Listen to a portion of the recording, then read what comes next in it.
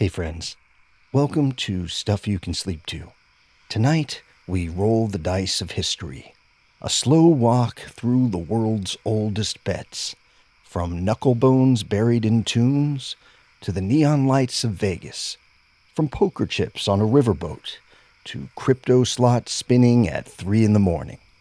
If you enjoy drifting through these sleepy tales, be sure to like, subscribe, and tell me in the comments what your little vice is in your part of the world. Doesn't have to be gambling. Could be chocolate at midnight, or doom scrolling, or the show you always say you'll stop watching but don't. It's always fascinating to see who's drifting off and from where, and what tiny secret thrills keep you awake. So, relax. Let your mind shuffle the deck, and let's drift through thousands of years of lucky breaks, terrible odds, and the endless human hope that maybe, just maybe, the next toss will come up in your favor. Long before slot machines and poker faces, there were bones.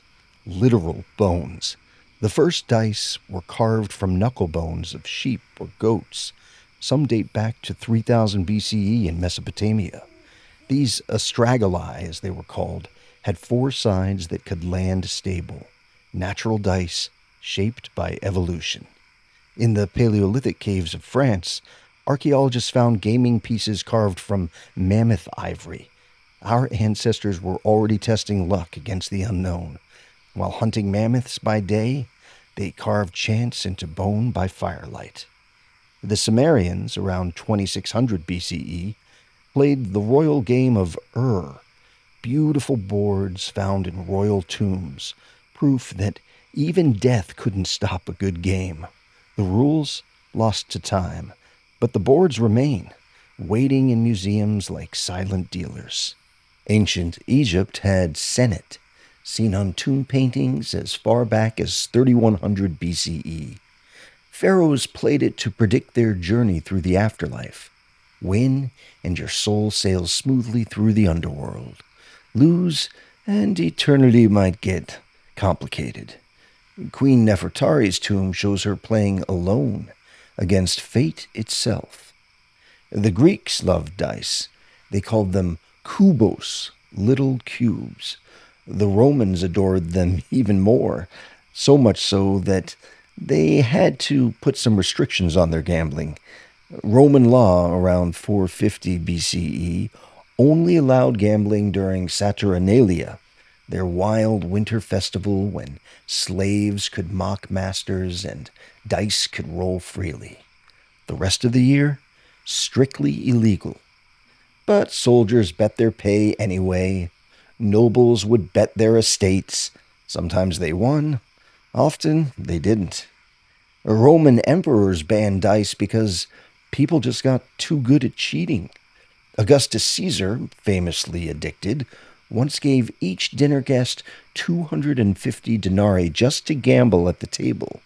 That's about 4 months' wages for a soldier, just for party money.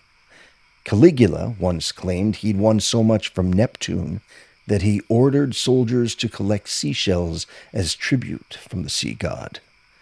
In Pompeii, archaeologists found loaded dice with hidden metal lumps, rigged games, preserved in volcanic ash since 79 CE, found in a tavern called the Elephant. The cheater's dice, frozen mid-roll for 2,000 years. So, not much has changed, really. While Rome fell, the East perfected its own games. In ancient China, around 2300 BCE, they played liubao, with 6 casting sticks thrown like dice. The board represented the cosmos, each throw a question to the universe. Some say the I Ching, the ancient book of changes, started as gambling divination. Fortunes told and fortunes wagered. The Chinese invented paper money around 960 CE during the Song dynasty, and immediately they bet with it. Markets and gambling houses blurred together. The world's first paper chips. Merchants would trade silk, then bet the profits on dice before sunset. In India's Mahabharata, Yudhishthira loses his entire kingdom and family on a dice game called Chowpar, one ruinous roll. His brother Bhima's strength, wagered and lost. His wife, Draupadi, staked like property. Ancient Hindu law regulated it carefully. Kings took a 5% cut, professional gamblers needed licenses, and cheaters lost their fingers. The punishment fit the crime. Japan's Heian nobles played Sugoroku, a backgammon cousin, while court ladies composed poetry. By the 12th century, gambling dens called bakuto emerged in port towns. The Yakuza traced their roots to these dice-rolling outlaws who protected gambling houses from samurai raids, honor among thieves, and dice. And in modern Macau, players still rub statues of the Laughing Buddha for luck before stepping inside. A tiny ritual, a huge wish. The Buddha laughs, but the house keeps the books. Europe's soldiers in the Crusades carved dice from enemy bones, a grim pastime during long sieges of Jerusalem. Betting on salvation by day, betting on dice by night. Some things never change in war. Playing cards drifted west around 1370 from the Mamluks of Egypt. Suits of cups, coins, swords, and polo sticks, the symbols of medieval power. Venice merchants carried them north along trade routes. By 1377, German monasteries had decks. Even monks needed an occasional game after evening prayers. The provost of Paris banned cards in 1397, but only on workdays. Sundays, gamble away. Medieval work-life balance. The church said gambling was sinful, except on the Sabbath, apparently. Tournaments were massive gambling fairs. The famous Pas d'Armes at Saint-Anglebert lasted 30 days straight in 1390. English and French knights took turns in combat, while nobles bet on the outcome. Meanwhile, peasants bet on horse races, cockfights, and even dancing bears. If it moved, someone bet on it. If it didn't move, someone bet on when it would. Medieval dice were often made from animal bones blessed by priests. One could call it holy gambling, sacred chance. The church collected taxes on winnings, God's cut of the action. Gambling became even more prevalent and open during the Renaissance period. Venice, 1638. The Ridotto, Europe's first official gambling house. Masked nobles could bet anonymously during carnival season, but the Doge had actually legalized gambling since 1172. Tax revenue kept the floating city afloat, literally. Girolamo Cardano, Renaissance polymath, wrote the first book on probability in 1564, then cheated at cards and almost got stabbed for it. The math was new, the cheating timeless. He calculated odds by day and ignored them by night. Now in Spain, silver from the Americas funded Madrid's gambling boom. 200 legal houses by 1600. Nobles burned banknotes to light cigars. Money to burn, literally. Spanish galleons brought treasure from the New World, and Spanish gamblers sent it back to chance. Lotteries funded Florence's bridges and cathedrals. Il Gioco del Lato d'Italia started in 1530. The Medici used chance to build empires, divine architecture funded by mortal folly. The idea of lotteries spread like wildfire.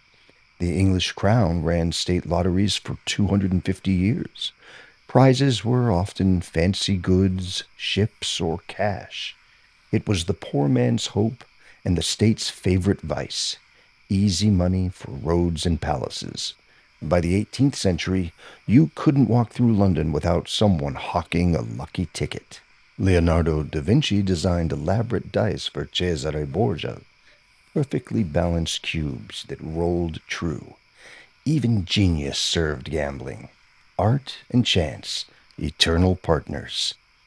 America's first colony, Jamestown, was funded by a lottery in 1612. Freedom by chance. The Virginia Company sold tickets in London taverns. Settlers' lives bought with lucky numbers. Later, lotteries funded roads, churches, even universities.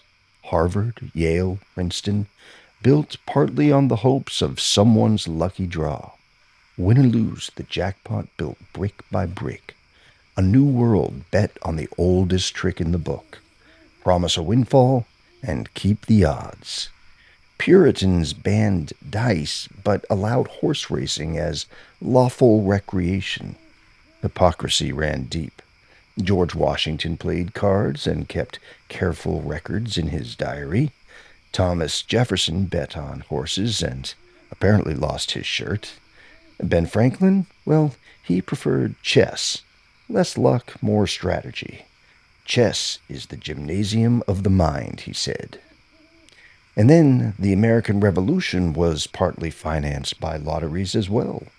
Soldiers dicing with ration bones at Valley Forge while Washington crossed the Delaware. America, built on a bluff. Native Americans had their own gambling traditions. The Crow played the hand game, hiding bones while singing. The Hopi bet on kickball races across desert mesas. Gambling was spiritual, a conversation with chance itself. As we move into the 19th century, riverboats on the Mississippi became floating casinos. Mark Twain watched gamblers dress like gentlemen and cheat like devils. The professional gambler's paradise, he called it. Cards and currents flowing together downstream. How poetic. Gold Rush San Francisco had 1,000 gambling houses by 1855. Miners bet gold dust before breakfast. Fortunes rose and fell by sunrise. Portsmouth Square was full of gambling dens. The El Dorado, the Veranda, the Arcade. 49ers struck it rich, then lost it all before dinner. And sometimes things got deadly. Wild Bill Hickok famously shot while holding aces and eights in 1876, a combination forever known as the dead man's hand. His final moments unfolded during a game of five-card stud in Deadwood Saloon number 10. He had his back to the door, a gambler's cardinal sin, and a fatal mistake for a man who always faced danger head-on. And let's not forget the Midwest, where the Chicago fire of 1871 started, some say when Mrs. O'Leary's cow kicked over a lantern. But others whispered it began in a gambling den's back room, a rigged game gone wrong, an oil lamp knocked over in a scuffle. The cow was just convenient fiction. Truth and myth, both good bets.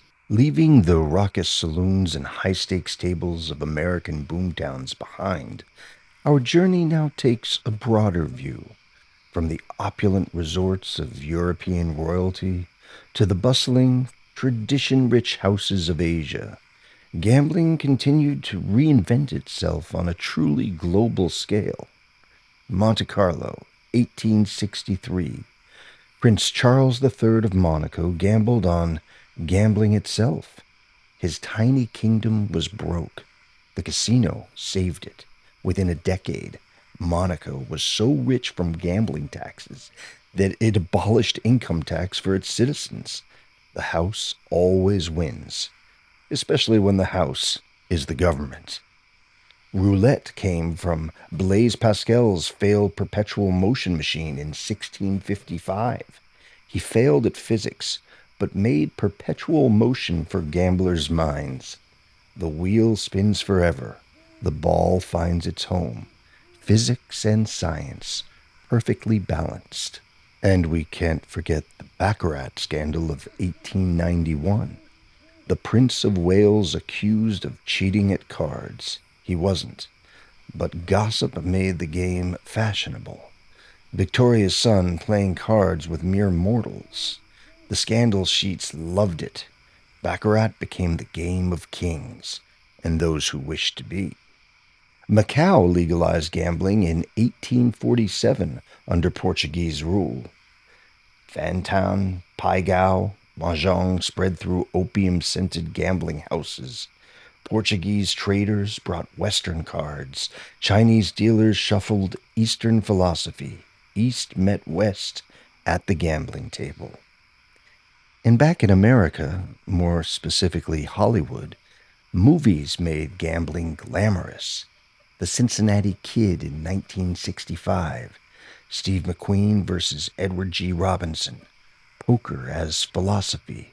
You're good, kid, but as long as I'm around, you're second best. The cards don't lie, but the movies do. Songs celebrated it as well. Kenny Rogers, Know When to Hold 'em, Know When to Fold 'em.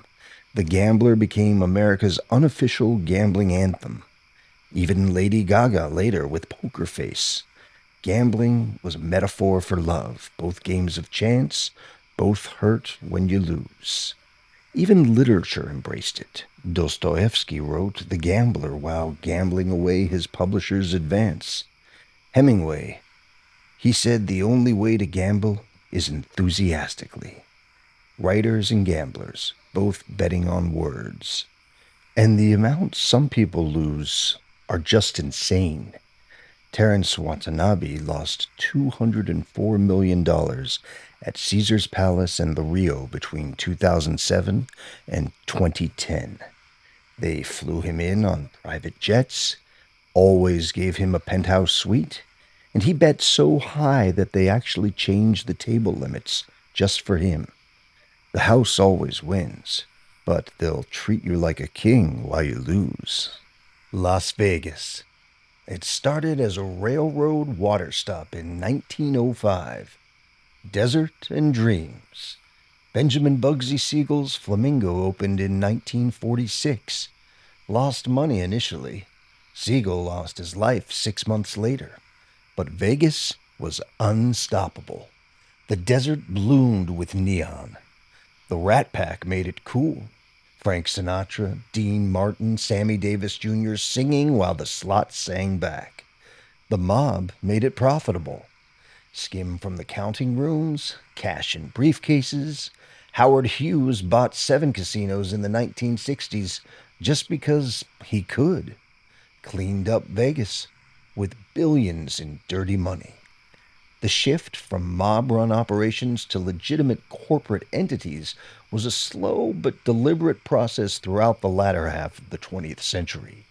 This corporate takeover brought unprecedented capital and a polished image, transforming the city from a shadowy gambling den into a dazzling family-friendly resort destination. Billions were poured into constructing ever larger themed mega resorts, solidifying Vegas's reputation as a global entertainment powerhouse where the house's victory was now managed by spreadsheets as much as by muscle. Elvis's residency at the International Hotel in 1969 may have had something to do with Vegas's boom as well. The king of rock and roll in the kingdom of chance. 837 consecutive sold-out shows. Elvis himself never gambled much, but his presence was the biggest bet Vegas had ever made. Beyond individual stars and changing ownership, Las Vegas cemented its identity as the ultimate escapist destination. The city became a living testament to architectural ambition and constant reinvention, with each new resort trying to outdo the last. From towering pyramids and sprawling Roman palaces to erupting volcanoes and dancing fountains, the Strip, it transformed into a vibrant 24/7 adult playground, offering not just gambling, but world-class dining, shopping, and spectacles designed to keep visitors mesmerized and spending more money. The themed casinos really began in the 1990s. Neon pyramids, pirate ships, Eiffel Tower replicas, again, Roman palaces, all designed to separate you from your cash, but with a smile. Fantasy architecture built on mathematical certainty. The house edge hidden in plain sight. And what about the mega jackpots? A single spin that turns a bus driver into a multi-millionaire. The megabuck slot at Excalibur paid out $39 million in 2003. The odds? Only 1 in 49 million. You were more likely to get struck by lightning. Twice. But someone always does win. Once. Some visitors still tap a slot machine 3 times before pulling the lever. Lucky hand only. Face the machine just right. The ritual is half the game. Superstition in the land of science. Hope in the house of odds. Some gambling stories are so spectacular, so ruinous, that they become legends. Cautionary tales whispered in casino corners. Proof that the house doesn't just win. Sometimes it devours. Nick Leeson, the trader who broke Barings Bank in 1995. He lost $1.4 billion on derivatives in Singapore. 232 years of British banking industry gone in 18 months. He wasn't gambling with cards or dice. He was gambling with numbers on computer screens. The house was the entire global financial system, and it won. Jerome Kerviel, the French trader who lost $7.2 billion for Societe Generale in 2008. He covered his tracks for 2 years. Fake trades, forged documents, the biggest unauthorized trading loss in history. He claimed he was just trying to make money for the bank. The road to ruin, paved with good intentions. And of course, there's Charles Ponzi. Now, Ponzi didn't invent the scheme that bears his name, but he most certainly perfected it. In 1920, he promised 50% returns in 45 days. He was gambling with other people's money, using new investors to pay old ones. The house of cards collapsed when people wanted their money back. $40 million vanished. The original get-rich-quick scheme. Getting poor even quicker. Bernie Madoff took Ponzi's playbook and ran it for 50 years. $65 billion gone. He called it investment management, but it was just elaborate gambling with other people's retirement funds. Country club members, charities, Hollywood celebrities, all feeding the machine.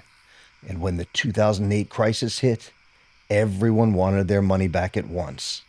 The longest con in history, and it ended with a life sentence. Lord Sandwich, the 4th Earl, gambled for 24 hours straight back in 1762. He refused to leave the card table even for meals. His servants brought him meat between 2 pieces of bread. He invented the sandwich because he couldn't stop gambling. Sometimes addiction creates unexpected innovations. The Duchess of Devonshire lost £3 million in today's money at cards in the 1770s. Her husband paid the debts, but she kept playing. She pawned her jewels, borrowed from moneylenders. The beautiful Duchess, ugly with debt. Then there's Wild West gambler John Henry Doc Holliday. He once bet his dental practice on a single hand of poker, and he lost. Became a gunfighter instead. Sometimes a bad bet leads to a different kind of shooting. In 1980, a man named William Beckford built Britain's tallest folly, a 300-foot tower to settle a gambling debt. The tower kept collapsing. He kept rebuilding it, gambling with gravity, architecture as apology. Richard Marcus, the casino cheat who stole millions with the Savannah move. He'd bet small chips, then secretly would add larger ones if he won. If he lost, he'd take the big chips back. Simple, brilliant, eventually caught. He did write a book about it. The house always wins, but sometimes the cheaters get book deals.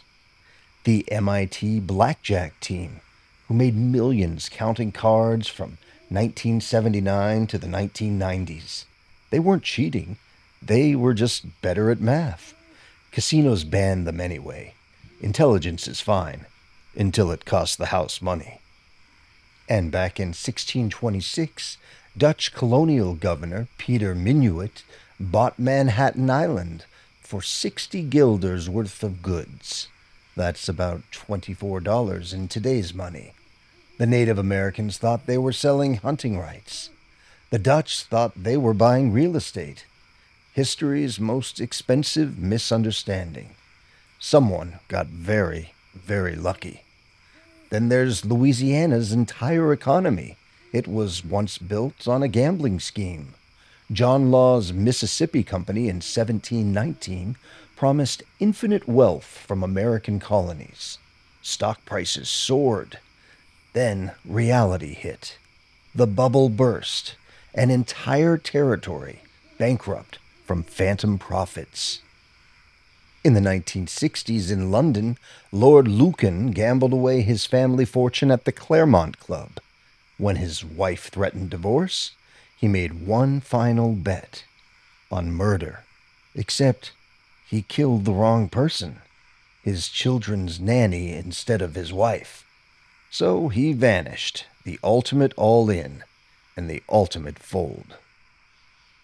Then, of course, we have the Enron scandal of 2001. It was corporate gambling disguised as business. Executives bet the company on energy derivatives.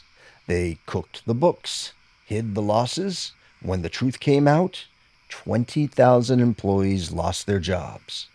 The house was built on paper, and paper burns. But perhaps the biggest gambling disaster was the 2008 financial crisis. Banks gambling with mortgages, traders betting on bets, the entire global economy, one giant casino. The house was too big to fail. Oh, but fail it did, and we all paid the bill. Fortune's wheel keeps spinning. The house keeps winning. But sometimes it burns down with everyone inside. While Europe and America built their gambling empires, other corners of the world developed their own sacred relationship with chance. In the Caribbean, slaves brought African gambling traditions to the sugar plantations. Obia dice blessed by spiritual leaders. Numbers games that survived centuries of oppression. In Africa, the Yoruba people played Ayo with seeds and carved wooden boards. Each move, a meditation. Each captured seed, a small victory. The game spread across the slave trade routes, carried in memory when nothing else could be carried. Scandinavia gave us the concept of lagom, just the right amount. Swedish gambling was restrained. It was measured. The government-run Svenska Spel kept things civilized. There was no neon, no excess, just quiet rooms where middle-aged men played cards and sipped coffee. Gambling as social ritual, not financial ruin. In Russia, the wealthy played Preference, a complex card game that required mathematics, memory, and intuition. Tolstoy wrote about it. Dostoevsky played it between bouts of roulette. The game had 36 different combinations and no element of pure chance.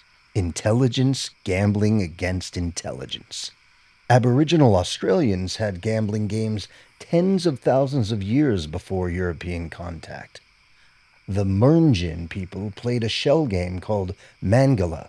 Winners gained spiritual power, not just material wealth. The spirits chose the winners. The winners spoke for the spirits.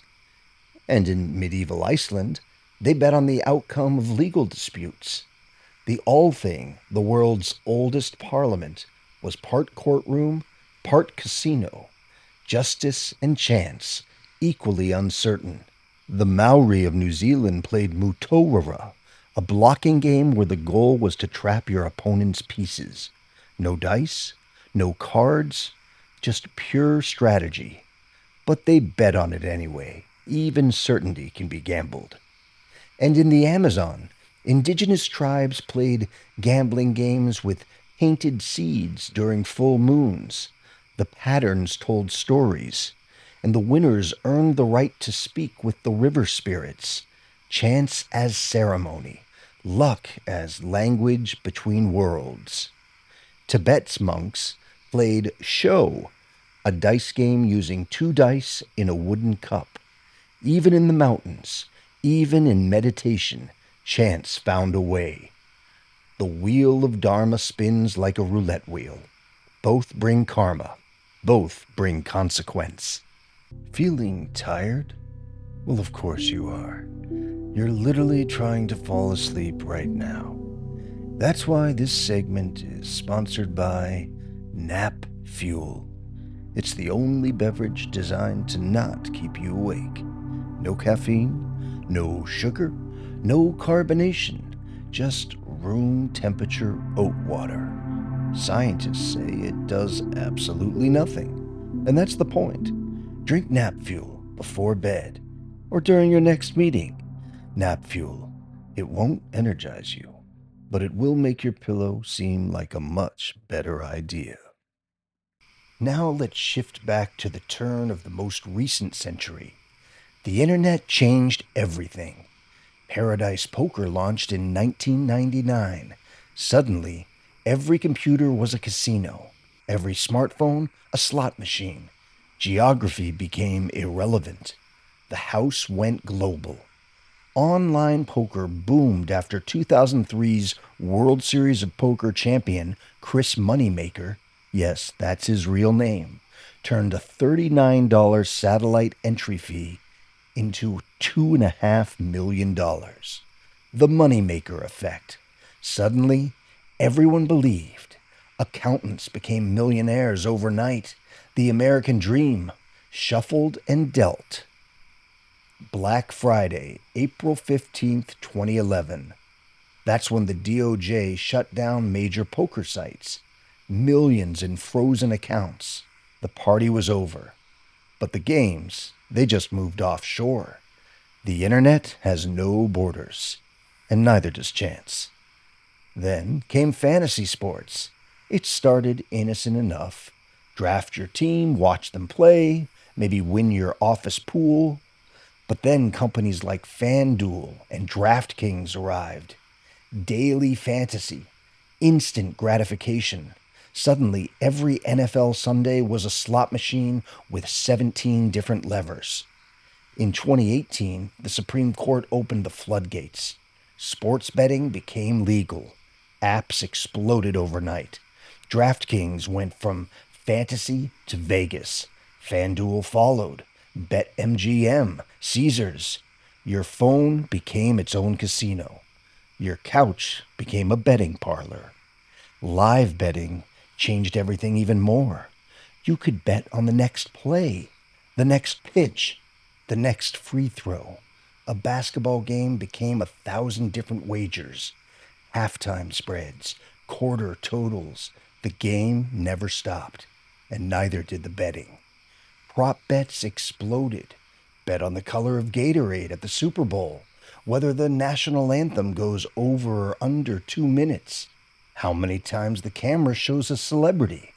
If someone exists, someone will bet on them. Fantasy football alone became an $18 billion industry. 40 million Americans playing. But it's not just season-long leagues anymore. Daily fantasy, hourly contests. Draft your team at lunch, cash out by dinner. The season never ends. It just resets. And the apps, well, they got smarter. push notifications when your team scores, bet builders that let you combine 50 different wagers and parlays, cash out options that let you quit early. The house learned to gamble on your addiction and hedge their own bets. Today, people watch Twitch streams of high rollers betting $10,000 a hand. Gambling is entertainment for people just too tired to play. Vicarious risk, other people's money, but the house, again, always wins. And now we just happen to watch it win in real time. Then there's cryptocurrency casinos that have made gambling anonymous. Bitcoin slots, Ethereum poker, blockchain baccarat. The house still wins. But now it's digital currency. Math, governing chance, governing math. In-game betting reached absurd levels. Bet on the next corner kick, the next card in a soccer match, whether the quarterback will complete his next pass. Sports became a casino where the games would never stop spinning. Mobile betting made this effortless. Face ID is all you would need to place a bet. Apple Pay to fund accounts. Losing money became as easy as liking a post. The friction disappeared completely. And usually, so did the money. Social media influencers became bet promoters. Hammer this parlay. Lock of the day. Young followers copying every pick. The house found new dealers, and they had millions of followers. Virtual reality is next. Those casinos are coming too. Soon you'll walk through a digital Monte Carlo, sit at a holographic poker table. The chips will feel real. The losses may feel even realer. But the casino exists only in code, and the house always wins, even when the house doesn't exist. The future of gambling isn't just Vegas anymore. It's in your pocket, in your apps, in your notifications. The house follows you everywhere now, and it never sleeps. The technology may change, the apps evolve, the games get faster, but the human brain stays the same.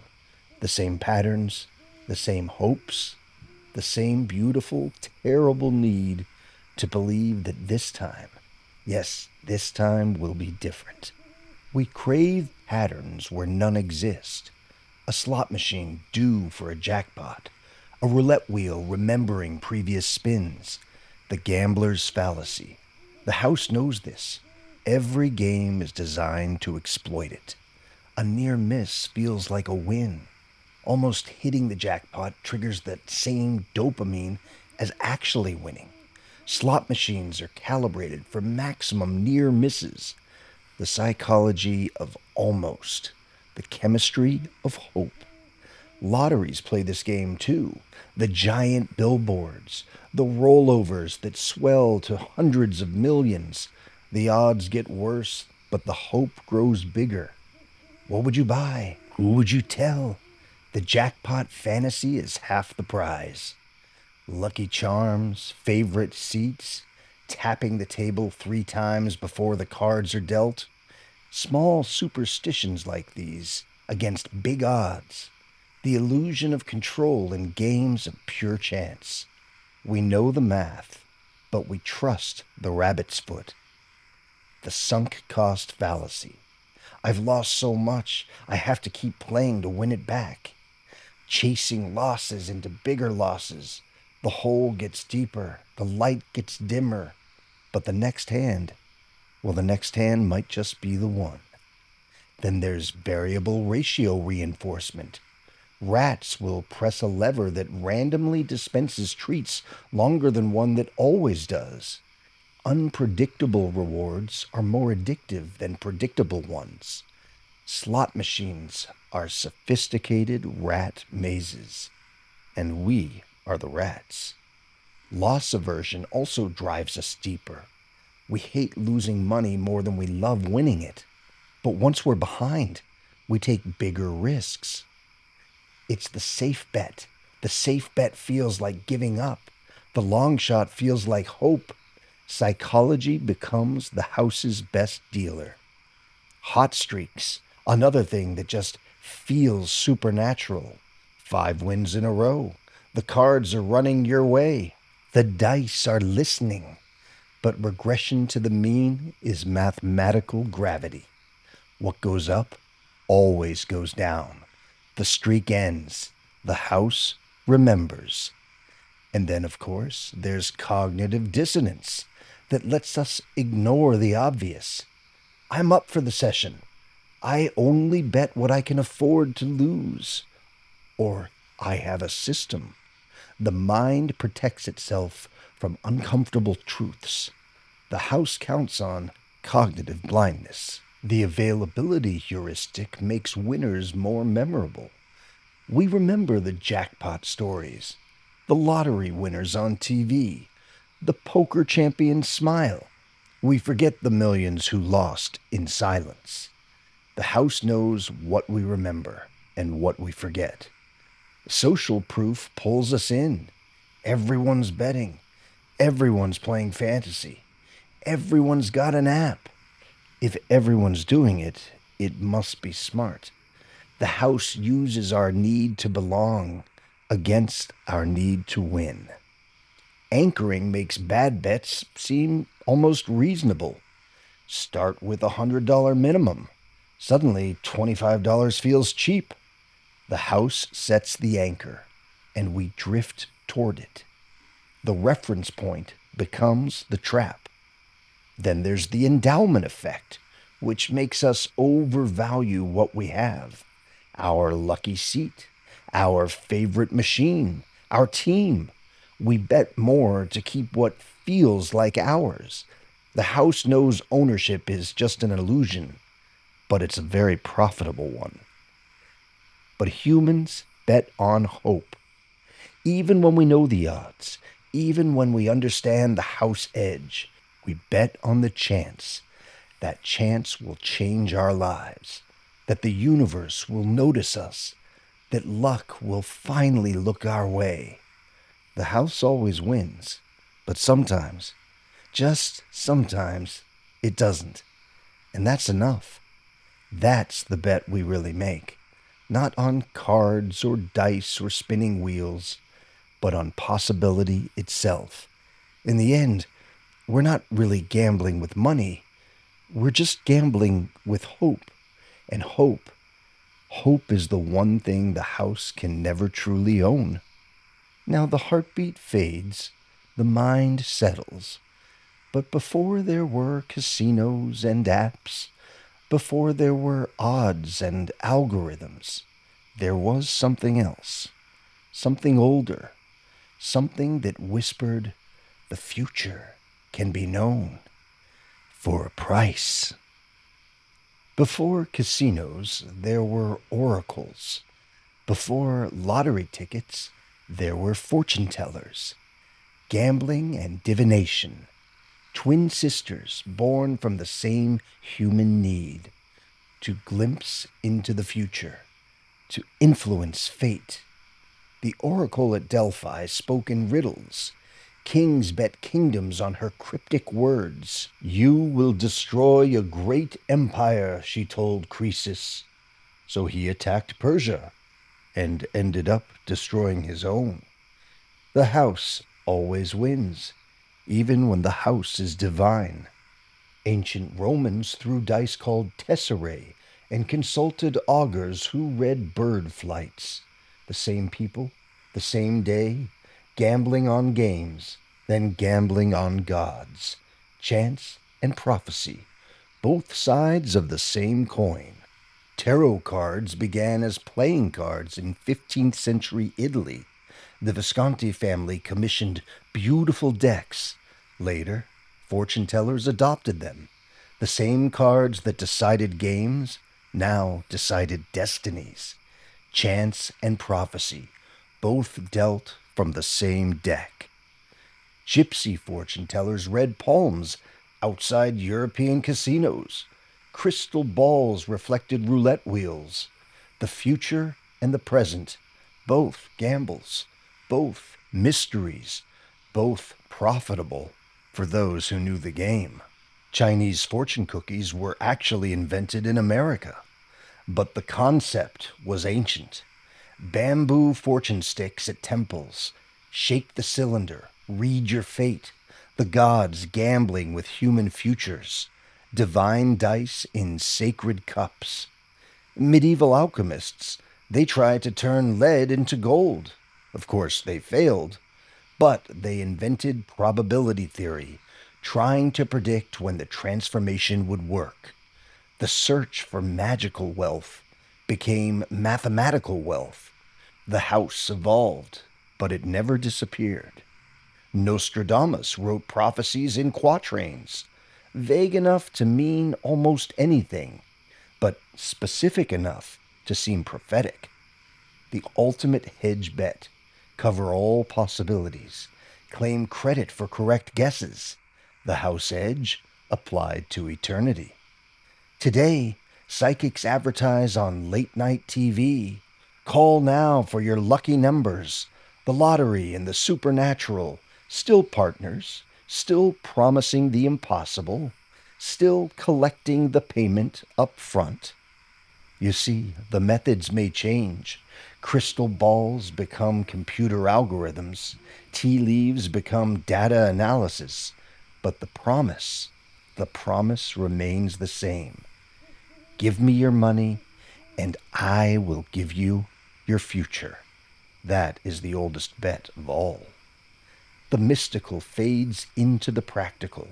The supernatural settles into the deeply human, because maybe the real magic was never in the cards or the crystals.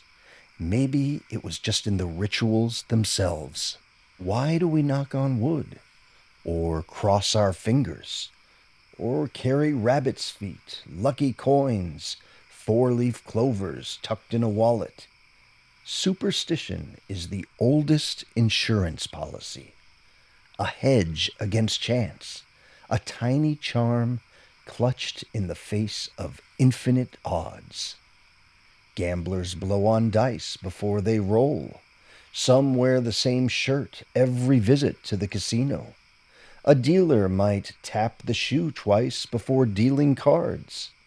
These tiny rituals that feel like control in games that are built on chaos. In Macau, they face certain directions at baccarat tables. In Vegas, they try to avoid the number 4.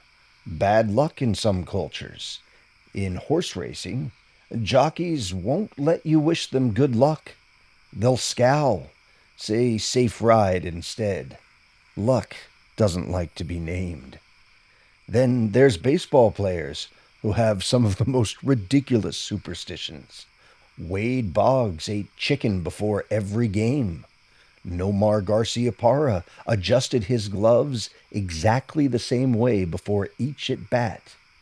Turk Wendell brushed his teeth between innings. The stakes are high. The rituals get stranger. There's Johnny Chan, the poker legend who carried a lucky orange to every World Series of Poker final table. 2 championship bracelets with that same orange by his side. When he finally ate it years later, his luck seemed to vanish with the last bite. Then there's Stu Unger, 3-time world champion who wouldn't play without his lucky teddy bear. Grown man, tiny stuffed animal, millions of dollars. The bear watched him win, and later watched him lose everything. Some say the magic only works until you question it. Others believe it works until it doesn't. In the smoky back rooms of Monte Carlo, a Russian oil magnate once hired a feng shui master to rearrange an entire private casino before he'd play. They moved tables, changed lighting, repositioned mirrors to redirect all the bad energy. He won 2.3 million euros that night. Pure coincidence? Perhaps. But he kept that feng shui master on retainer for 3 more years. The arrangement worked, until the night he forgot to call his consultant first. lost everything in a single session of baccarat. He blamed the mirrors. The house blamed mathematics. Then there's the legend of the red dress lady from Atlantic City, New Jersey. For 15 years, she wore the same crimson dress to the slots every Tuesday, always machine number 347, always at 3:47 p.m. The casino staff knew her schedule better than she did. Small wins, small losses, nothing spectacular. Until one Tuesday in March, when she hit a $2.8 million jackpot. The dress was retired to a frame on her wall. She never gambled again. But here's the twist. 3 different women have since tried to buy that exact dress. From estate sales, thrift stores, even offered her cash directly. They all believed the magic lived in the fabric. She always refused. Some superstitions are just too powerful to sell. Poker players stack chips in certain patterns. Roulette players watch the wheel like it holds secrets. Lottery players pick special birthdays or anniversaries, numbers that feel fated, as if the universe can be nudged with a whisper. There are some blackjack players who won't sit at certain seats. Third base, the last seat, it feels like too much responsibility. Others want only that seat. They believe they control the dealer's fate. The cards don't care, but the players do. Lucky charms become lucky burdens. The shirt that can't be washed, the coin that can't be spent, the routine that can't be broken. The magic becomes a prison. The house wins, even when we win. These tiny beliefs, they don't change the math, but they change us. They soften the sting of losing and sweeten the thrill of winning. Superstition makes chance feel more personal, as if luck actually knows your name. In the end, the greatest superstition is hope itself. We believe the next hand, the next spin, the next draw will be the one, that the universe owes us this win. But tonight, you don't need luck. You don't need charms. You don't even need rituals. You bet on your dreams wisely, and sleep is already folding around you like the softest odds. The chimes fade, the rituals end. All that remains is the oldest truth of all. The house always wins, but sometimes that's okay. So, wherever you're drifting off from tonight, and whatever little vice you whispered, know that chance has always found us. In Paleolithic caves and Roman taverns, on Mississippi riverboats and Vegas stages, in smartphone screens and cryptocurrency wallets. From the very first human who threw bones in a cave to the last one who will tap a screen in space, we've always been gambling on weather, on harvests, on love, on war, on the simple bet that tomorrow will come. The games, they change, but the odds remain. The house always wins, because the house is time itself. And time, well, it always runs out. For pharaohs and peasants, for high rollers and penny slots, for everyone who ever bet on tomorrow. Just think of all the bets placed tonight across the globe. In Macau's golden towers, someone is pushing in their last chips towards the center of a baccarat table. In a London poker room, a grandmother's going all in with her pension money and a prayer. On an Indian reservation casino floor in Oklahoma, there's a trucker feeding his last 20 into a slot machine named Lucky Stars. Each one believing that this moment, this exact moment, is when everything changes, when the universe finally pays what it owes. And hey, maybe, just maybe they're right. Maybe tonight is the night. Maybe that old woman in London walks away with enough to buy her grandchildren's futures. Maybe the trucker hits the progressive jackpot and never has to drive another mile. Maybe the high roller in Macau doubles down and wins back everything he lost last summer. The beautiful thing about gambling isn't the math, it's the maybe, that tiny word that holds infinite possibility. But every great gambler knows the true secret, that it's not about the money, it's not about the odds, it's about the moment when anything seems possible, when the dice are in the air, when the cards are being dealt, when the future is still unwritten. Tonight, chance brings you something different. It's not a jackpot or a lucky break. It's just sleep. Deep, dreamless sleep. The best bet of all. The only game where everyone wins. May your dreams be full of lucky streaks and bottomless jackpots. May you always know when to hold 'em and when to fold 'em. May the house always lose in your dreams. Maybe tonight you'll dream of the winning numbers, a jackpot so big you wake up laughing. Tomorrow, wake up with nothing left to wager, except maybe another night of good sleep, another slow drift through history's mysteries, another bet on sleep. Close your eyes, the dice are rolling somewhere, the cards are shuffling in distant casinos, the wheel is spinning in Monte Carlo, but you're already gone, already dreaming, already winning the only game that matters. Sweet dreams, friends. May the odds be forever in your favor, and may your sleep be deeper than the house edge.